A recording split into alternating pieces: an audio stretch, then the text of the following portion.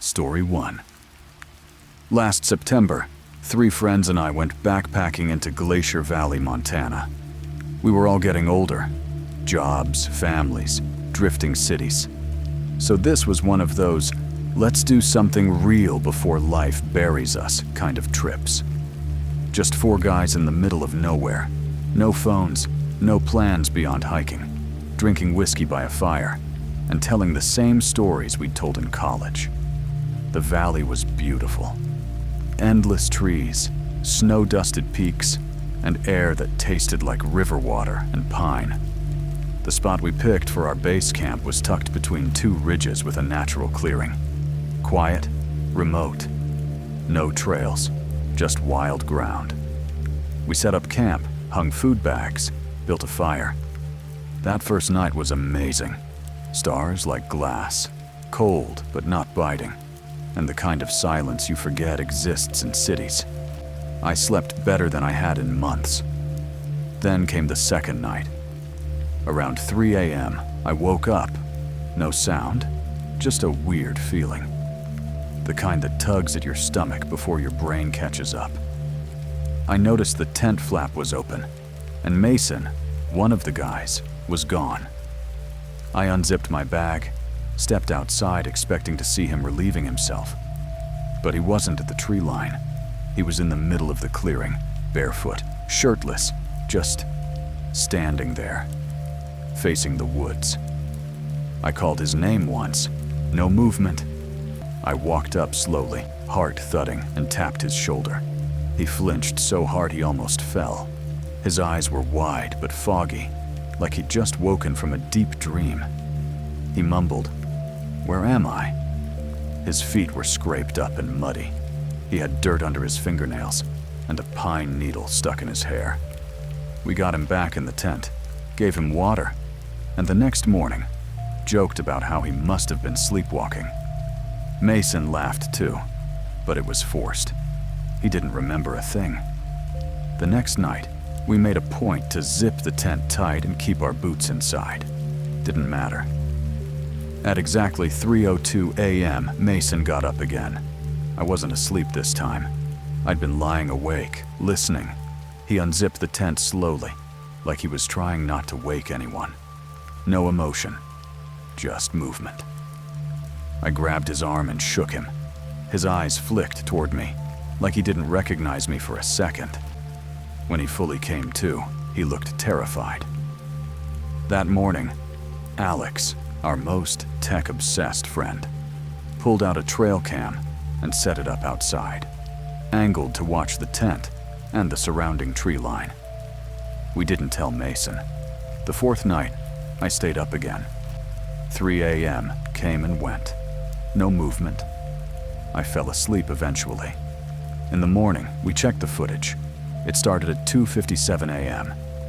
Mason sits up in his sleeping bag, eyes open. He stares at the tent wall, motionless, for 2 full minutes. Then, at 3 o'clock exactly, he crawls out. The camera picks him up stepping into the clearing, same as before. But this time, he wasn't alone. In the trees, just behind the tent, something moves. At first, it looks like a deer, low to the ground, pale. But then it crouches higher, almost human, moving with short, twitchy motions, like it's adjusting its balance in unnatural bursts. At 3:04, Mason turns back toward the tent, and the figure behind him stands up fully. Same height, same frame, same hoodie Mason wore the night before, same pants, same dirt-smudged knees. But his face, it looked like someone tried to sculpt Mason from memory. Wrong proportions, hollow eyes, no mouth, just an impression where one should be. It followed him all the way to the tent, then stood just outside the light range, watching. Then it turned and walked into the trees, jerky and uneven. We packed up that morning. No questions. No jokes. Mason didn't talk much the whole way back. He kept glancing behind him on the trail, even in broad daylight. A week after we got home, he called me. Said he'd been waking up with mud in his sheets. once with a pine cone in his bed. He lives in a high-rise in Chicago. No trees anywhere nearby. I didn't hear from him for a while. Then last week, he texted me a photo. No caption. It was my apartment window, taken from the outside, from the alley behind the building. At 3:06 a.m., I opened it on my phone while sitting on the couch. Mason was sleeping right next to me. Story 2. 2 summers ago, I took a solo backpacking trip to Colorado. I'd been through a rough breakup, needed time off the grid, and I've always found peace in the mountains. No distractions, just you, your heartbeat, and the trail. I chose a route in the San Juan Mountains that looped over 2 ridges and crossed some old mining zones. It was quiet, isolated, exactly what I needed. On my second day, I climbed a steep pass and stopped for lunch near a cairn, one of those stacked rock markers people leave on trails. This one looked different. It wasn't fresh. The rocks were worn smooth and dusty, like they'd been there for decades. Tucked in between 2 of them was a crumpled piece of paper. At first I thought it was trash, but when I pulled it out, it was a folded, yellowed note in shaky handwriting. Just one sentence. If you see a woman standing still in the trees, do not follow. She is not lost. She is waiting. I laughed. Thought it was a weird joke, or a leftover story from a trail guide or something. Still, I pocketed the note. Later that evening, I set up camp in a patch of alpine meadow near the tree line. Open sky above, pines clustered nearby. The wind picked up after sunset, and the temperature dropped fast. I hunkered into my sleeping bag, read for a bit by headlamp, and fell asleep to the sound of branches creaking above. Somewhere around 2 a.m., I woke up to silence. Not just, it's quiet out here. Silence, I mean dead silence. No wind, no bugs, no rustling. Even my ears felt pressure, like I'd stepped into a vacuum. Then came the crunch. Not loud, just one footstep. Crunch. Grass and frost cracking. I sat up slowly and listened. Another crunch. Closer. I unzipped the tent flap and peeked out with my flashlight. And I saw her. A woman. Standing perfectly still between 2 pine trees, maybe 30 feet away. Pale. Wearing a white dress that hung straight down like paper. No backpack. No jacket. No shoes. She wasn't facing me exactly, but she wasn't turned away either. Her head was tilted slightly, like she was listening. I whispered, "Hey, are you lost?" No reaction. Then I remembered the note. My blood went cold. I zipped the tent shut slowly. Sat there in the dark for what felt like an hour. Eventually, I must have dozed off.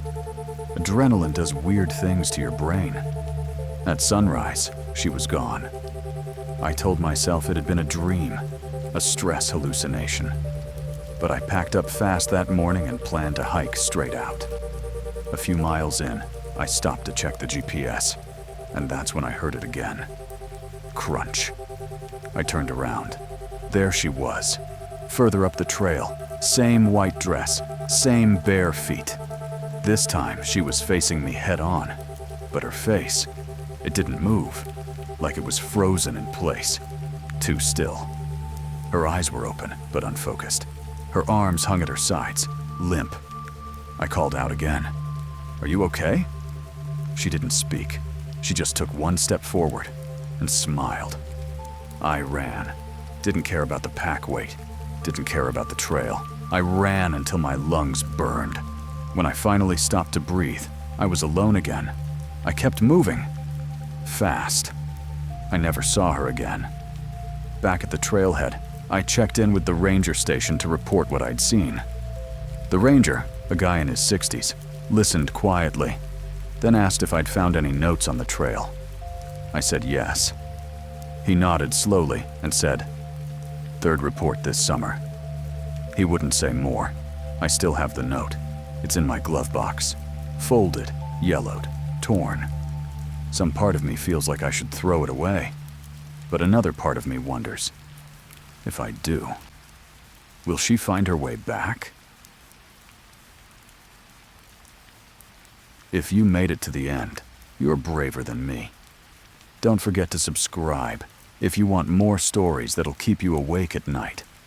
And if you have one of your own, or suggestions for what I should cover next, drop them in the comments or send them my way. You know where to find me.